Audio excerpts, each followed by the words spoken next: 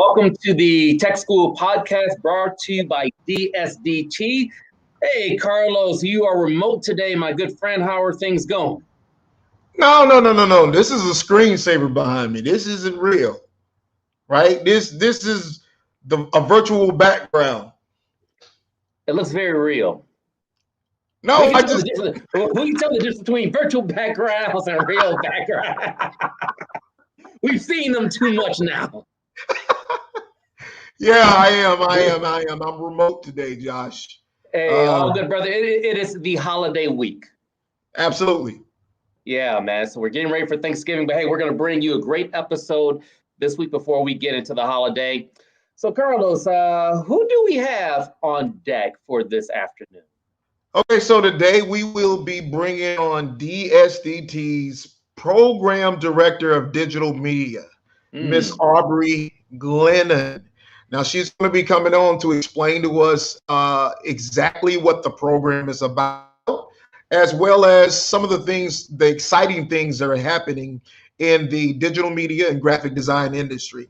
As well as we'll also have later in the show one of the admissions representatives from DSDT coming on to explain the enrollment process, why DSDT is actually a great choice for those that are considering getting into the tech industry, the skill sets they can learn, as well as the different funding sources and other attributes of the enrollment process with DSDT. And his name is Francis Martinez. Okay, beautiful. Just give the folks a little snippet. How long have these two individuals been connected with DSDT?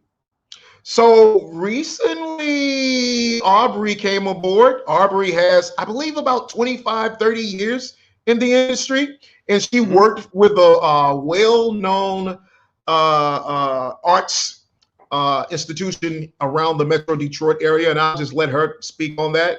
And Francis has been with the team now he's coming up on a year.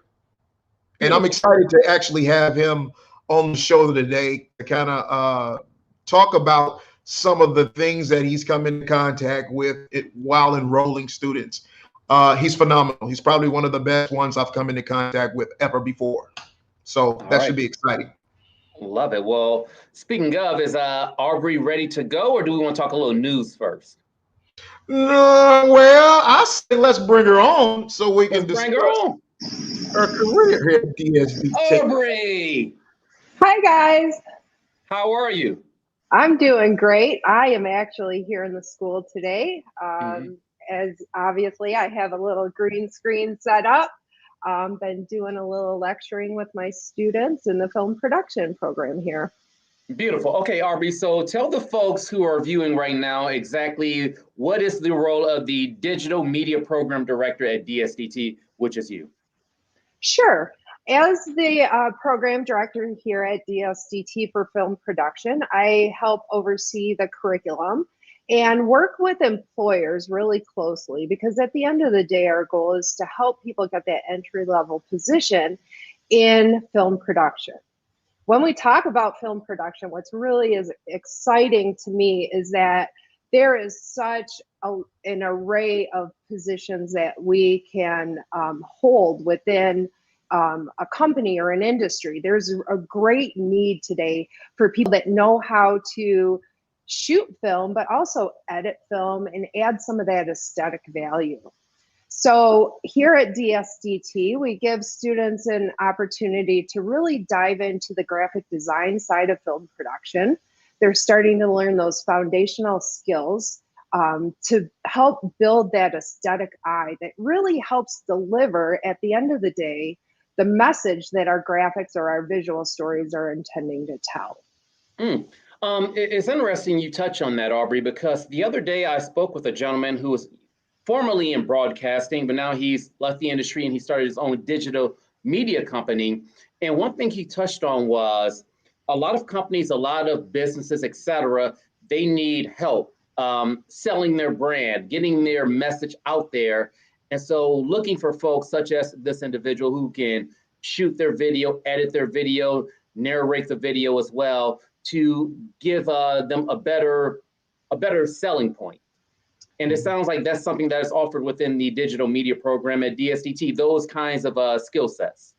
It sure is. We really help guide the student in getting those skills necessary to help tell that visual story. We are, as humans, we understand visual stories a lot.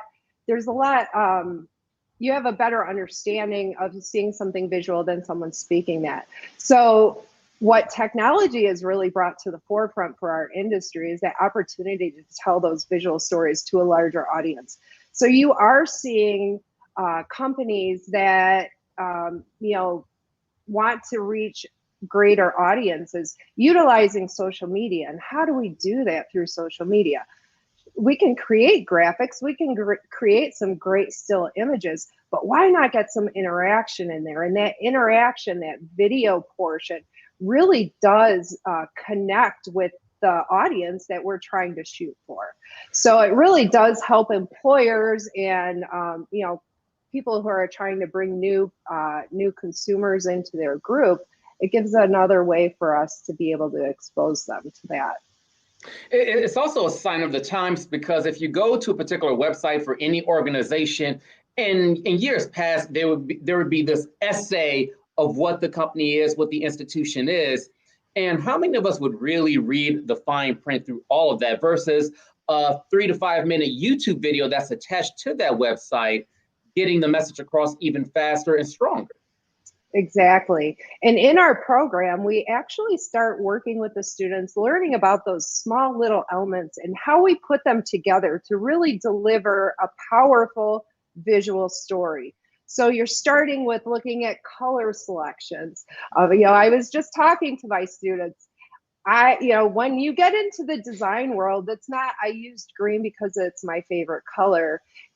I used green in this because your company wants to show that we can support growth.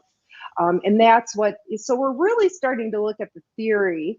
And as you start integrating that into your videos, into your artwork, into your visual communication, you're able to communicate things that we may not have enough time in 30 seconds to deliver, but we're providing that essence and creating that emotion and connection with the consumer just through visual. There's a question that came up just a moment ago from a Catherine, if we can bring that question back up, I hope. Do you suggest phones for videos instead of expensive cameras if not available? Absolutely. Social media, the way we are delivering a lot of our footage. I was just talking to another instructor here at DSDT, and we were talking about social media and how you could be shooting on, the most expensive camera possible, but the minute you upload it to some of these platforms, it does what it wants to do with your video as far as compression goes. So it is a viable tool to be able to pull out your camera and shoot when you're in the field. Sometimes a lot of the news clips that we're seeing, that is the only footage that's been available because we don't know when something, unfortunately, catastrophic happens. We don't necessarily have TV crews set up at that moment before it happens. So we do have, because it wouldn't happen at that point, right? So we do in the industry rely on that. And it is, really a great way to get some down and dirty footage. And when we're talking about, broadcasting and things like that, sometimes it's not who told or who had the prettiest visuals. It's who got that story out first. This kind of alludes to another question by Catherine. You kind of touched on it a little bit. Do you think the quality is the same? That depends. I'm not going to shoot. And there have been some amazing producers that get out there and shoot a full feature film that's being shown on a humongous screen on their cell phone.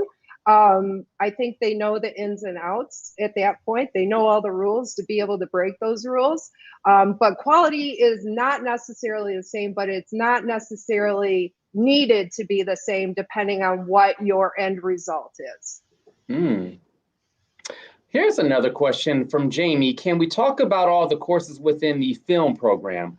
Does it have to be someone interested in film production, or will the curriculum allow you to go into different fields? Sure. What's really great about our field is we're going to give you the foundation. Now that technology has opened up, there's a lot of different avenues that we can go. Our curriculum is based on graphic design, digital marketing, as well as drone technology, which I know last week we visited with Cody, the instructor for the drone technology in aerial photography course. And then we also have those film production. So we're learning the components that really can gear you towards a film production career. When we look at film production, as we mentioned earlier, though, those roles are not technically in your film production companies anymore. I was just talking with Carlos and with Ashley from our career department about a position I just learned about today that's open here in the city of Detroit, and it's with the police department. Now, those of you who may not be real familiar with the need for video in the police department, you know, they wear body cams, so they really don't need anybody out there collecting that kind of footage. But what we kind of forget about is that the police do a lot of community work. They do a lot of great social things for our community. And what better way to get out there and showcase that than through video? Sharing that out on the social media platforms, maybe taking that and creating some of that footage into commercials to show the good that they're doing for our community, and not just in the safety of our community, but in the growth of our community as well. So that is an untraditional role outside of the film industry, but definitely a major trend we're seeing where we can walk into a lot of companies and there is now a need for a videographer. And it has a lot to do with technology. And unfortunately, the pandemic has also pushed a lot of companies to the need for that distance to be able to train and educate distantly. So you're seeing it in education. There's a lot of area for us to move into. Okay, we got another question. It's been some very good questions this afternoon. How long is the film production course? So our courses are broken up into 4-week segments, and we do 7 core curriculum classes, and then you get a class specifically geared towards your career preparation. So you're working with career placement individuals, really polishing up that package for you to be able to go out there, hit the streets, and score that entry-level job. Yeah. Listen, I got questions here, Josh. I got questions. I'm sorry. Well, let me get out of the way for a minute. Listen. No, so first of all, people keep having good questions. I mean, okay. Hold up, Karlos. Hold up for 1 second. I mean, the people are asking questions. We cannot ignore the people. Yeah. Well, all right. Okay, so yeah, this really was the question that I had, right? How did you get into graphic design, and what's your favorite part about it? Okay, so I personally, about 20 years ago, went to school myself at a career tech school. That's really where I got introduced to design. And then I started working in a print shop, and I learned how to run a 4-color press. I was in there with, in the manufacturing plant. It was very small, but I was running presses at the time. And I learned about this position called desktop publishing, which back in the day, this was back in the late 80s, early 90s, it was working with artwork that was going to be printed on the printing press. So I started learning that skill through working through my printing. And because I had already had an influence on design, I moved very quickly into a design position with a printing company.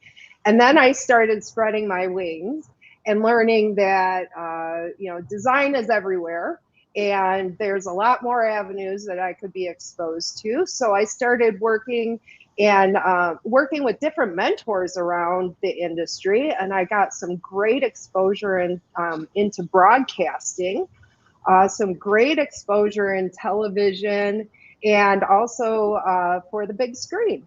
So through just my love of design and printing, it's really opened up doors. I've made a real great effort to get some amazing mentors, whether they're people I work with or just people I've made connections with through my life.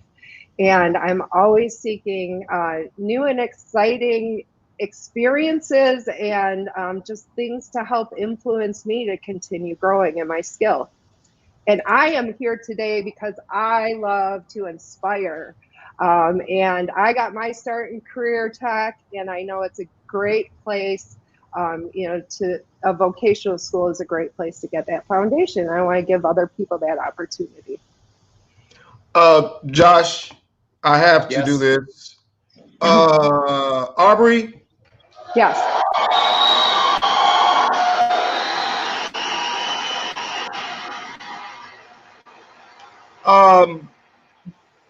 Let me just say that I thoroughly enjoy you speaking.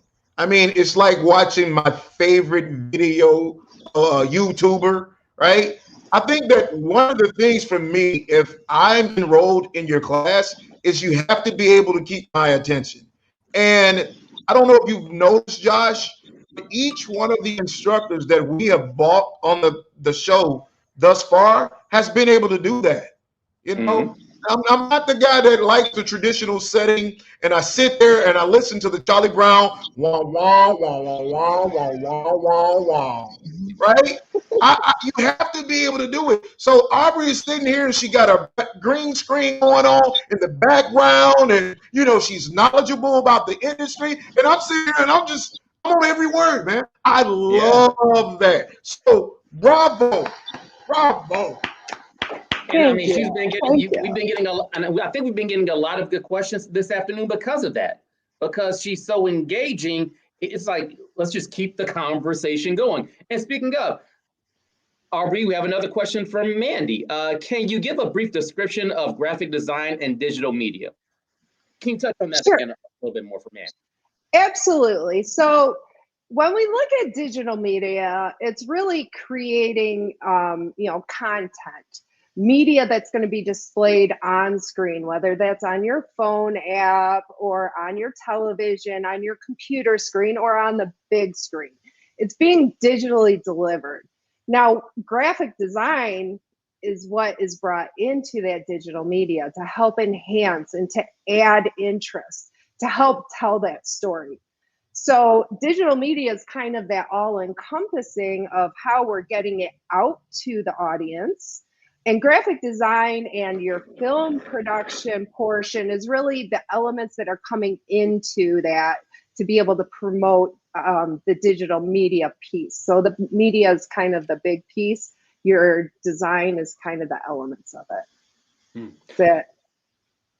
Very good description. I believe earlier we had a question from a Tori. Can we bring that question back up if it's still out there? I didn't get a chance to see what it was. Okay, here we go.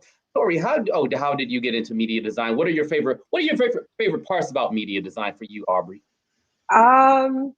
I like the process. So I am very process oriented, which I think is really what got me into printing to begin with. I love the machine. Whether it's a virtual machine or an actual physical machine moving, something about that really interests me. And design is really a thought process. It's not just sitting down and slapping a photo on the computer screen. I need, as a designer, to be able to make educated decisions on what is a good image to use for what result I'm trying to achieve. So that is a process to me, and building on that process and failing on that process. As much as people hate failure, I kind of welcome it because it excites me. It may open new doors for other opportunities or possibilities and solutions that I may have never even imagined. So it allows me to use that creative thinking through my problem solving. And I just love the process of starting from nothing and delivering something solid and getting results. Okay, so we have a few topic in design news that I would love to hear Aubrie's take on. So one of those is getting to Will the demand for graphic designers diminish in the near future? What do you think, Aubrey? Are we going to lose our graphic designers? Heck no. I think, we're seeing more and more opportunity for graphic designers. Like we talked about just a few minutes ago, we're seeing these jobs pop up in places we never even imagined the need for. So I think it's just going to get even greater, and it's going to then allow us to not only do what we love, which is what I love design, but it's also going to allow us to kind of address that passion that we have. And my passion is to inspire people. So I think what's happening is more doors are opening as more opportunities come, and it's really going to allow us as designers to not only do what we love, but find that passion in that specialized industry. Do you have a fear? Like, you hear of how drones and so many things are becoming automated. Do you have a fear of possibly graphic design even falling by the wayside due to, I don't know, deep fakes or, the automation within graphic design itself? Do you have a fear of that perhaps seeping even more into the industry for design? Yeah, I don't necessarily have a fear about that, because I know that as a designer, really at the end of the day, I'm trying to get people to react to a certain message. I'm not sure if a computer can take it down to that process. They can do a little investigation. They can put things together for us really well. But when you're talking about, striking a chord or evoking an emotion, which at the end of the day, when we create a video or we create a piece of artwork, a graphic piece, we're evoking some type of emotion in our reader. And I'm not sure if a machine or automation can really be able to draw down enough to be able to do that. So I think we'll always have a very active role in design. Fair enough. Fair enough. Okay, so we have a question from Tori. In your opinion, in today's media-driven society, is it easier to get into media or harder? I think that's kind of good question, Tori. Yeah. Good question. This is what I call in my classroom stumping the teacher. And you would get extra credit points for that. Right. So when we look at media, because social media is a personal thing that I can use, sure, I guess in that aspect, anybody can get into the media. Now, is it, to get into media as far and doing something with your skill and knowledge and marketing appropriately, that's a little bit different. I don't think it's going to get any harder. I think you have people that may have those skill sets. But once again, it's not all about that skill, the software, the technical part of it. It's more about that essence and the theory sometimes and the practice. I also think it depends on what kind of media as well. So another question was, came across an article about how to make your graphic design portfolio stand out. And it was according to expert hiring managers. Aubrey, is there anything specifically that you can give that you pretty much train your students that they should be doing in regards to having a stellar portfolio? Sure. And this goes back to what I had said just a moment ago, and that it's not always about that technical skill. A lot of us, especially the younger generations, they have been exposed to Photoshop and some of that software that we use within the classroom at a very young age. But it's really about the process that we go through and the development of taking the idea and putting something down on paper and showing that process of how you ended up where you're at. I think that is key. Employers want to make sure that they have someone they're bringing someone on that can think. They can train you in those skills the way they need you to be trained. You, of course, need the foundational skills, but a lot of those higher end technical skills will come with practice, and employers understand that. So when you're working on your portfolio, I think the most important thing is to show that you understand the process of development. You're able to take a client need and provide a solution, and showing the steps that how you got there. Right. Right. So here's a question from We had two. Mackenzie. It seems like the sky is the limit with job opportunities for graduates of the film production program. Do you have a few tips for students entering their design or media careers? I sure do. Put down the ego.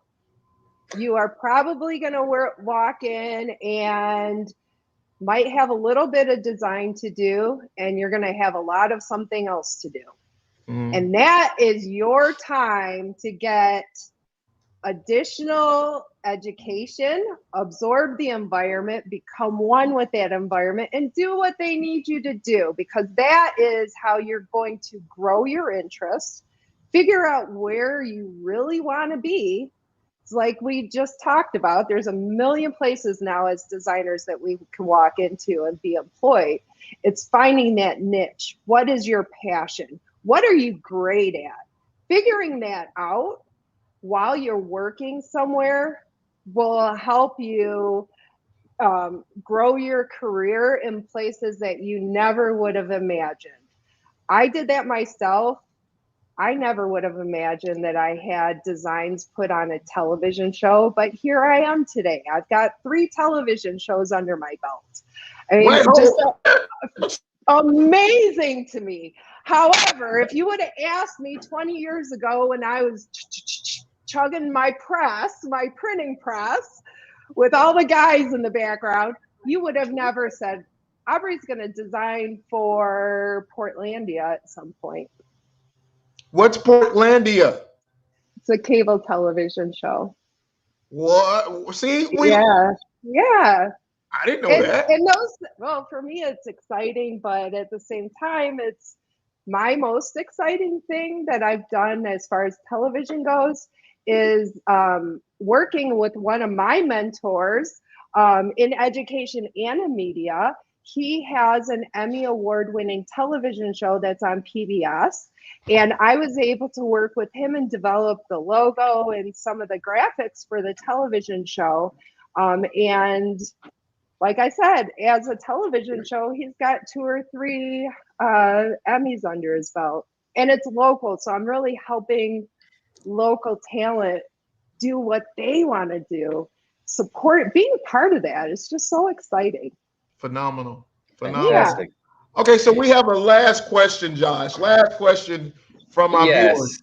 If someone is interested in both graphic design and digital media, what should they start with first?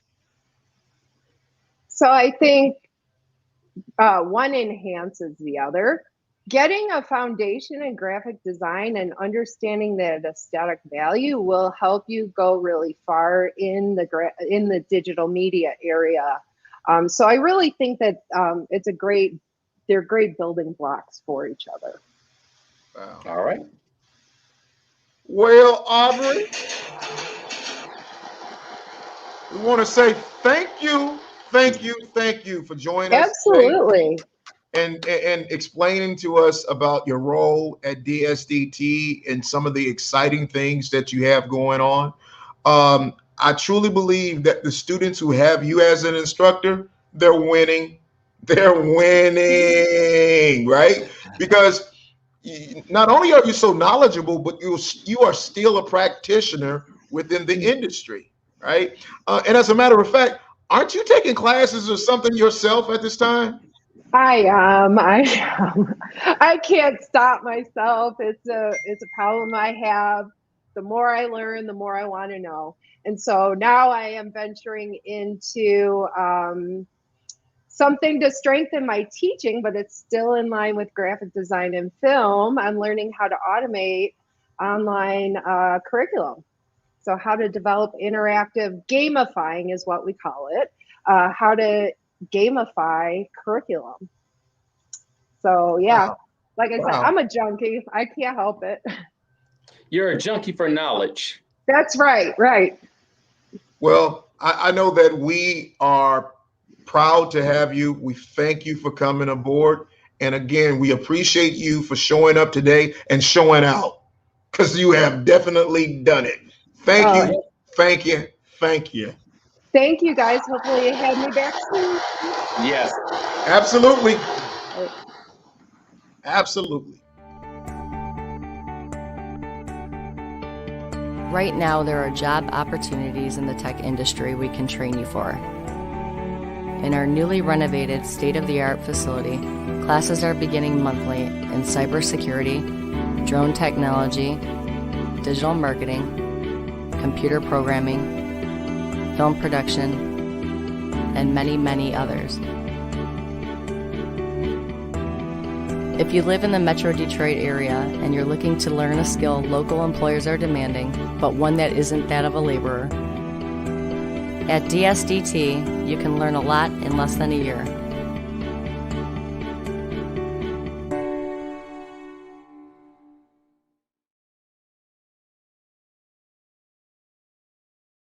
Hello, I'm Jason Stemmer. I served 5 years as a combat engineer in the United States Army. In the summer of 2019, I joined DSDT to learn advancing technologies in computer support, networking, cybersecurity, and many valuable tools in digital media. DSDT is partnered with a lot of veteran-friendly employers, and with the help of DSDT's job placement assistance, I was able to quickly begin work in the IT field.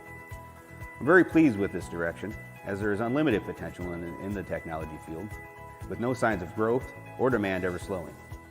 So come in for a visit, take a tour, and schedule a meeting with an advisor. DSDT really changed my life for the better, and it can change yours.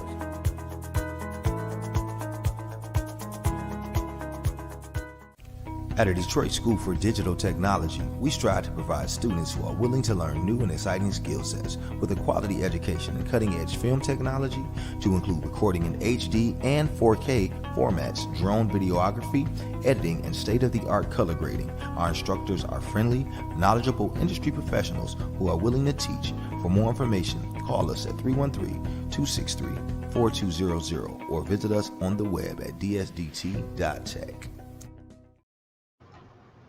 All right, welcome back. Had a great conversation with Aubrie for sure, Karlos. Absolutely. Absolutely.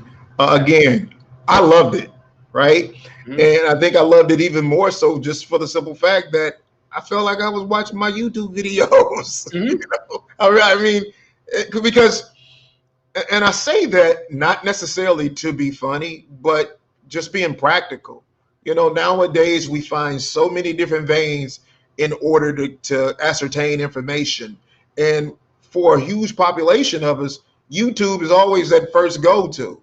And so anytime you can find a classroom setting and it emulates that, to me, is a win-win. You know, because like I say, I don't want to sit anywhere where it's bow wow, wow, wow, wow, wow, wow, wow, wow. Hard pass. Yep.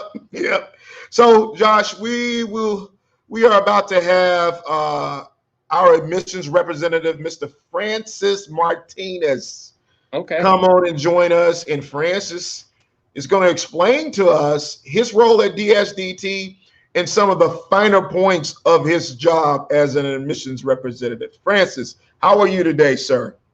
I'm doing good, sir. How about you, Josh and Karlos? Doing well. So Francis, I'm gonna let him kind of explain who he is and maybe even a little bit about how he came to be a part of the team. But let me point out for everybody, for all intents and purposes, Francis, our dear admissions representative who's been with the team now, I think on November 30th, it'll be a year. Francis lives in the Philippines. I think I said that right. Francis lives in the Philippines. Francis probably was the first offshore team member that I interviewed as well as hired. You know, I mean, just phenomenal, phenomenal. The guy's work ethic is probably comparable to Josh's. I'm just saying, right? That means we work all the time. so you know, Josh, you get up at like what, 2, 3 in the morning? 2 o'clock in the morning. 2 o'clock in the morning, right? To stay up for all day to work. Yeah. This guy starts with us at his time. I think it's 11 at night. Is it? Yeah, the 10 at night. Then 10 at night, and he works until he can't work no more. And I'm talking sometimes he's calling me at like 8 o'clock at night, so I know it has to be 8 or 9 in the morning there. Oh my goodness. So I think he got you beat, Josh. Yeah, hey. Francis, you can have that title. He said you can have that title. Yeah, I'll claim it. Rightfully so. So yeah, as Carlos mentioned a moment ago, Francis, get more into your role about what you do with DSDT working globally in the Philippines. Yeah, well, right here, it's already 4:40 in the morning. So, what we normally do as admissions representative, so we actually look for, individuals who wants to switch on to an IT career path. Not only an IT career path, but, more like related to film production type of courses. And then, the best thing about, doing recruiting or being an admissions representative is you'll be able to talk with a lot of people with a lot of scenarios as well with their private lives, and it's a good thing that we'll be able to help them, get onto an IT career path that they can work with for years and years to come by, assisting them to go on that path, and at the same time, for us to be able to determine their needs first, and then that's a time that we'll be able to help them to gain more knowledge and to be job ready as well. Carlos, I'm curious with the hire of Francis, who's in the Philippines, basically a daytime difference, if you will, with it being 4 o'clock in the morning there, almost 4 p.m. here in Metro Detroit. When you're hiring different people from across the globe, are you mindfully trying to make sure there are people who can be recruiting and connecting with the students 24/7? Okay, so I mean that I feel like I'm stumped now as the instructor. No, right? So it's not that I'm mindful of that, because this has been a process even for us as a team, right? It started off, as with so many organizations, when the pandemic was at its height, and it was so difficult to actually find talent locally. And it was something that had been at the forefront of my mind for quite some time. And so one day I figured I'd just go ahead and pull the trigger. So it's been a learning process, not only for the individuals that are working with us offshore, but for us as well. It's definitely been a growing process. Some of the things that I learned early on was just, it is what it is. A lot of these guys are just so technically savvy. I mean, it is what it is. Like, I'll give you a prime example.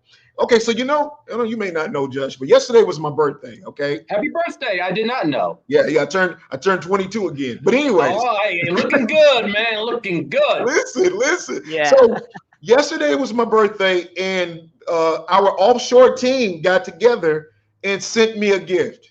Okay, and so when I came in today, the gift was there waiting for me. Now, Josh, I spent a few days trying to send each one of them T-shirts and things from DSDT.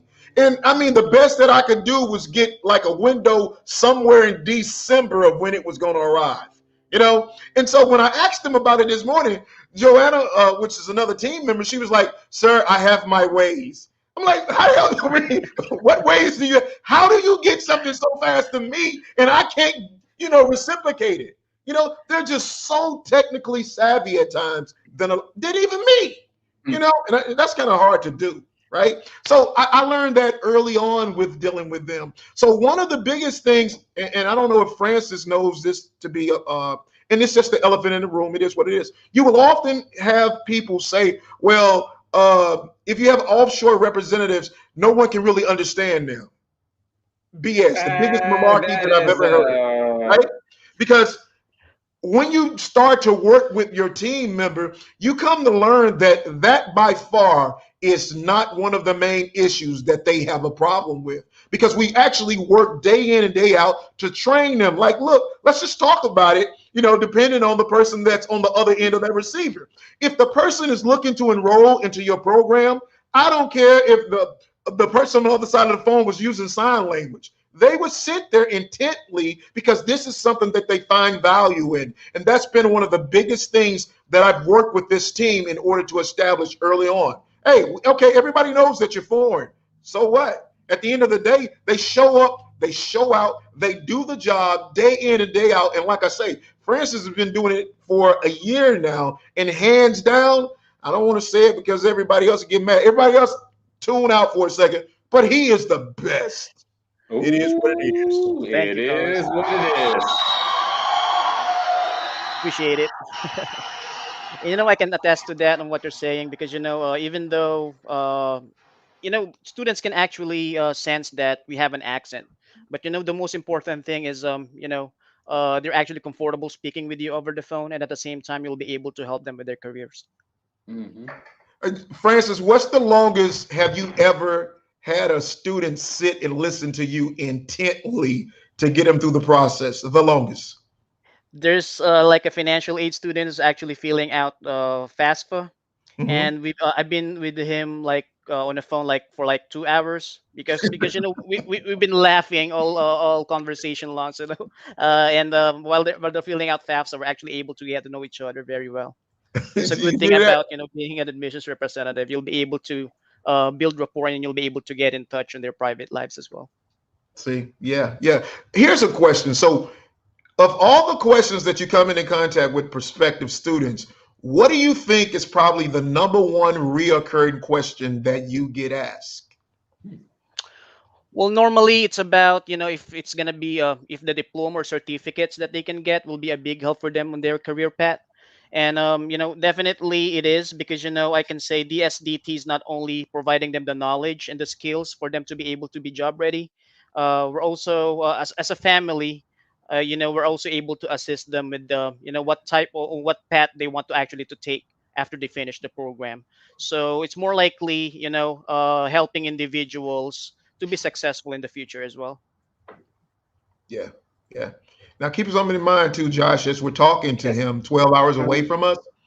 He's often recruiting students that aren't just Metro Detroit, but we're talking about California, Hawaii, Washington State. I mean, in totally different time zones, even across America. And to me, I'm sorry, go ahead. No, yeah, it wasn't a stump. It was more so of a selling point, because let's say you're calling a business, a educational institution such as DSDT, whatever the case may be. Here in Detroit, we're on Eastern Standard Time. Out west, you're on Pacific Time, Central Time, etc., to where you may be cut off at a certain point in the day, like, hey, I need to call, get information, and it's just the time zones just don't connect on that particular day. With that being said, you have someone such as Francis, who is on a totally different time zone than any of us. There's a better chance you can get on the phone with somebody. Right. Yep. But here's a even more of a let's keep in mind, right? Mm-hmm. There's only one time zone when you're working with DSDT, and that time zone is my time zone. Well, so, excuse me. So when I first interview these individuals, I always ask, do you have an issue working in the Eastern Standard Time zone, regardless of where you are in the world, right? Because the school operates from 9 to 9:50 in the evening, right? So we have to ensure that our team, for all intents and purposes, are able to do those, in many cases, those third shift hours. So, I really haven't had issues with anyone that I've brought aboard in the past with being able to do that. Now, although we highlight Francis in this moment, do not deflect from the fact that we still have a very large Metro Detroit team, right? I mean, I just hired another couple of representatives over the last couple of days that are going to be back on campus. And because as of December 22nd, a lot of our operations must return to in person. So we have to have bodies in the building now. Does that mean that Francis goes away? Absolutely not, right? Francis and the rest of the team are here for the long haul. You know, they do some remarkable work. I love engaging with them on a daily basis. And as long as we can continue to do it as we are, we will. I would love to be able to have at least, I don't know, maybe a member team offshore. That's the dream. Francis, a question for you from Joanna. What's your favorite part of being an admission representative? You know, my favorite part of being an admissions representative is not only by getting students to go to DSDT just to recruit students. It's not something like that. As I mentioned earlier, it's more about helping determining the needs of the students, and helping them throughout the way. So I've been actually saw a lot of success stories with this podcast as well. Stephen Freeman is one of my recruited prospects.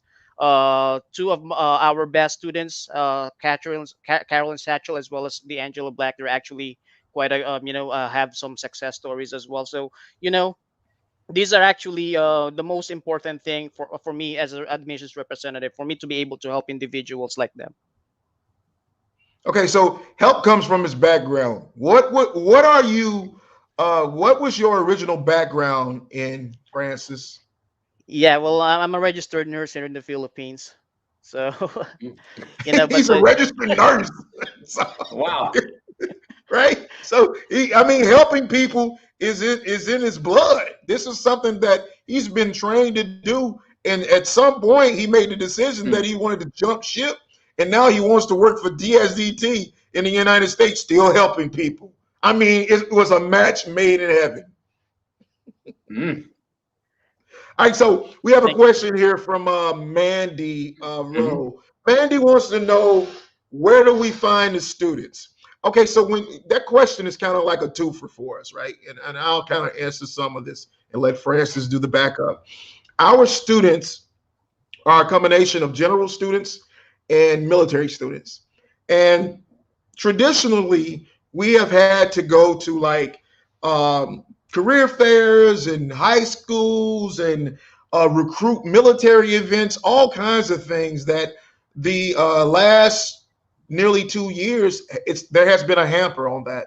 So a lot of times now we simply do what I call mining. We mine throughout the internet. It's digital.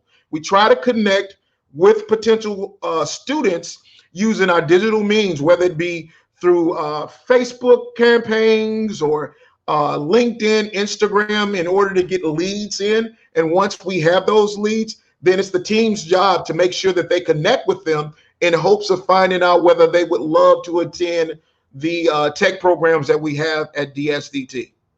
Did that sound about right, Francis? Yes. So nowadays a lot of individuals has access on internet. So there are a lot of platforms they can actually use for them to be able to show interest on learning more about IT programs, film production programs, and they can use Facebook and other social media platforms for us to be able to help them for their regarding with their IT career path if they want to switch onto an IT career path. Okay, so here's a question from Miss Ivy. Ivy says, do you require applicants to take entrance examinations first to see if they fit into the course or program? And let's say if they don't, then would you consider them for another program? That is a very good question. Okay. Yeah. Well, regarding with entrance examination, we don't require entrance examinations. So there's only some sort of requirements that they need to complete, as well as funding sources. With general students, they actually need to have like it's either if they're going to be attending the film production program, it's either FAFSA, and the other one is our partner funding source, which is Paramount Capital. They can also take our technology professional 2 program that will be running for 1 month, and then it is using Michigan Works. And then for veterans, with general students, they actually need to just have 2 documents, save into file. These are actually one valid ID, any government ID like a driver's license, and any other government IDs. And the other one is a proof that they graduated from high school, like high school transcript that has some graduation dates on it, high school diploma, or GED or college transcript. So for veterans, we actually have a lot of funding sources that they can actually use as well. So they can take film production program, technology professional 6, and also technology professional 2. So they can actually use their post 9/11 GI Bill benefits, and we actually have what we call the vet tech program, which is that one is a veteran employment through technology education courses. These are actually given to veterans who are still have like 15 days or up to 1 day of GI Bill benefit left. And then they can also use VRAP. So VRAP is actually made for veterans normally who actually got out of or got discharged way back 1990s or early 2000s. So it's more like giving them a chance to attend the program again, and for them to have the coverage of the tuition in full, and as well as getting allowances as well. So But again, how, go on. but how are students able to figure out what program is best suited for them? Like, what are the conversations like? What's the process to help them pinpoint that part? So normally we actually ask them if they actually have background regarding with IT, or if they're actually more on especially veterans. Most of these veterans actually has some experience handling drones. Some of them actually have some experience doing CompTIA classes. So regarding with that qualifying questions that we actually ask them before we introduce them to the certain programs that we have right here. So if they're actually interested in doing drones, we can actually endorse them to the film production program. If they're more on the IT type of things, we can actually endorse them to either Tech 6 or Tech 2.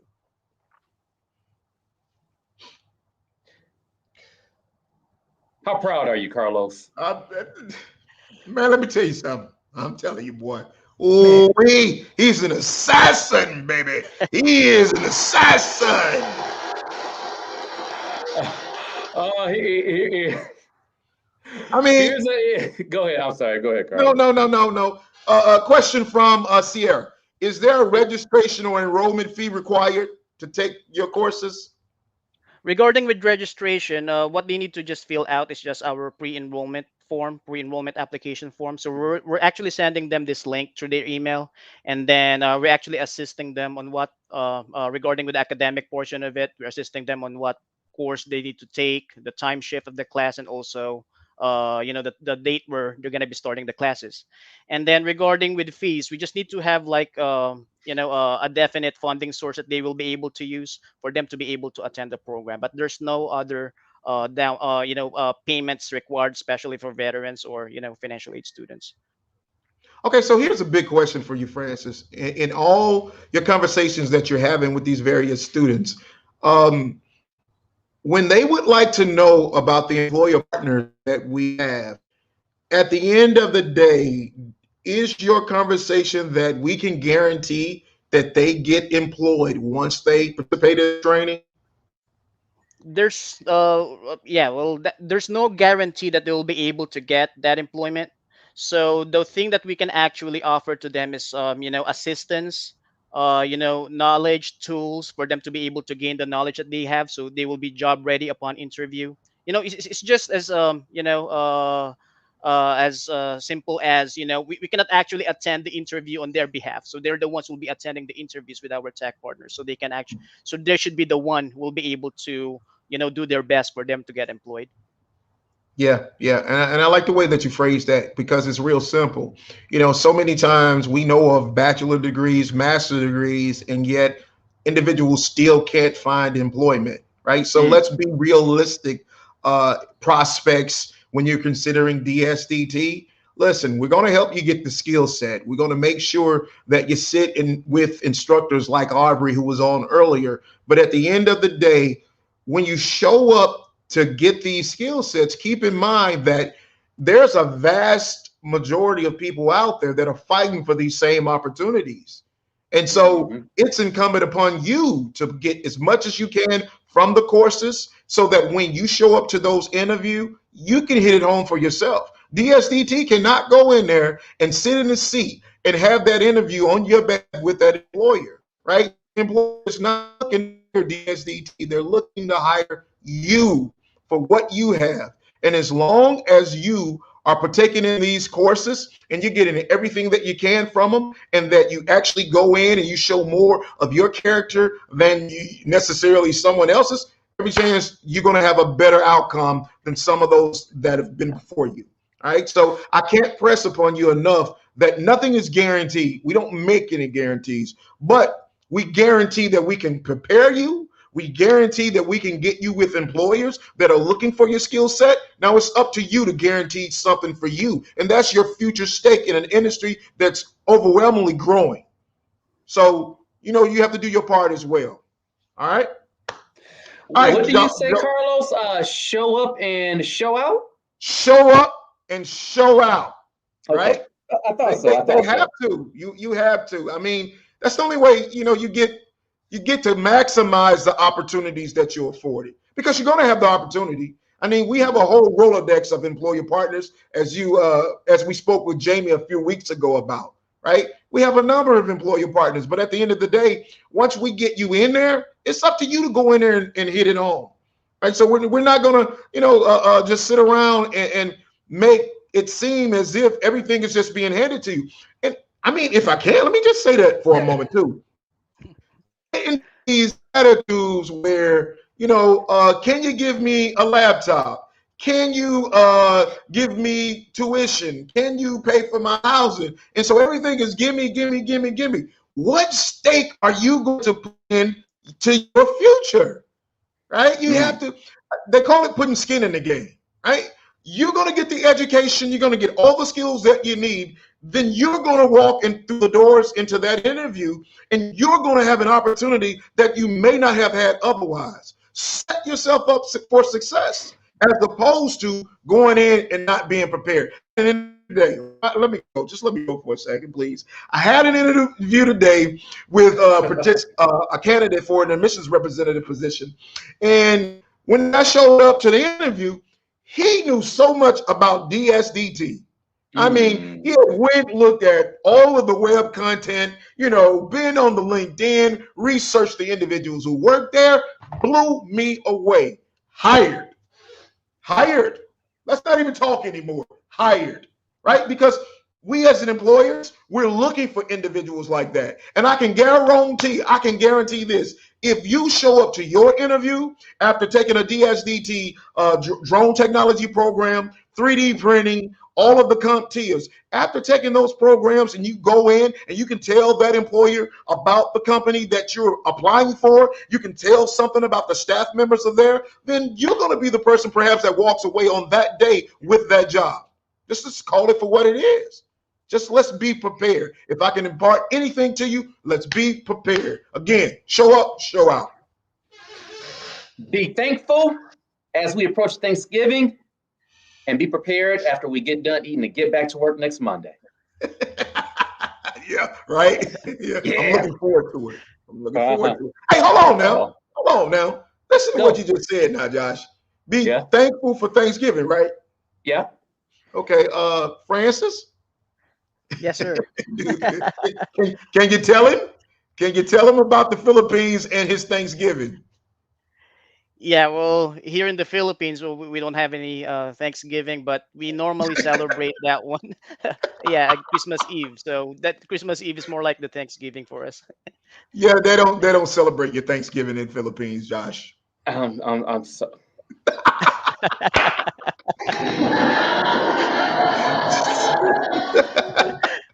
I just want my dressing and mac and cheese and collard greens. That's all I'm asking for. Yeah. But you know what, too, Josh? So that's another phenomenal thing about these interactions through technology, right? It allows us to be with a gentleman that's literally on the other side of the world, right?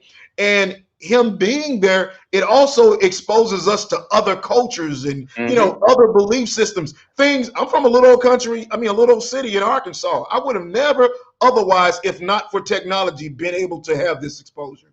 You know, I wouldn't know anything about the Philippines don't do Thanksgiving. I thought everybody do Thanksgiving. Yeah. We get to eat. Right. Eat all Listen, day. thank Watch you. football. Francis, we want to say thank you for joining us today. We really do appreciate all of your efforts and everything you're doing to help grow DSDT, as well as to work with the students that you're bringing into the fold every day, all day. You are phenomenal, and I wish that we could actually get 700 more just like you. You know anybody else just like you? I'm just saying. No, thank you, Do Carlos. you know 699 more individuals just like you? No, I need 700. I need 700. I need 700. All right, Francis. Have a great one. All right. We appreciate you. All right. Thank you for having me here, sir. It's a great experience, and I appreciate it. Thank you. Yes, sir. Yes, sir. Definitely. Hey, great episode, my friend. What can I say? What can I Hey, say? This good is stuff. this is what it's about.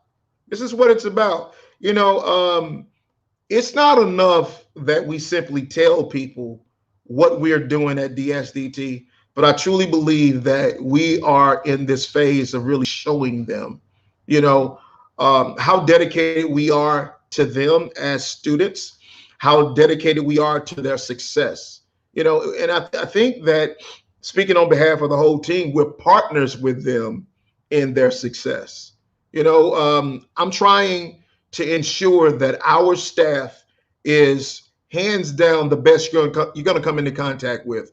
From the moment that you speak to a Francis till you come into contact with a Tori, Mandy, Sierra, you know, all of these people are like top notch. And then you get into a classroom setting and you have the likes of a James, a Cody, an Aubrey. I mean, come on. Why would you want to go anywhere else? Why? I mean, just tell me why. You don't. Why? DSDT. DSDT. All right. That will do it. Carlos, always a pleasure. I am Josh. That will do it for the Tech School Podcast, brought to you by DSDT. See ya. See ya.